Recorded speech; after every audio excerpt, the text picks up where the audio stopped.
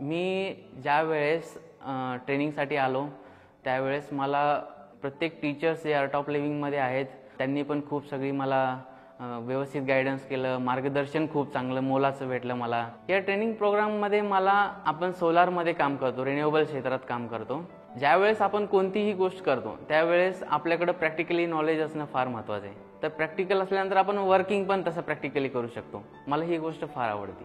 त्यानंतर मग मी बिझनेससाठी स्टार्टअप करायचं हे स्नायडरच्या टीमकडून पण गायडन्स घेतलं, श्री रुरल डेव्हलपमेंट प्रोग्राम ट्रस्टमधून पण गायडन्स घेतलं। आज मी एक सक्सेसफुल एंटरप्रेन्योर आहे असं मला वाटतं। मागच्या 1 वर्षामध्ये 2 वर्षामध्ये ज्यावेळेस मी स्टार्टअप केला त्यानंतर मी एकटाच काम करायचो।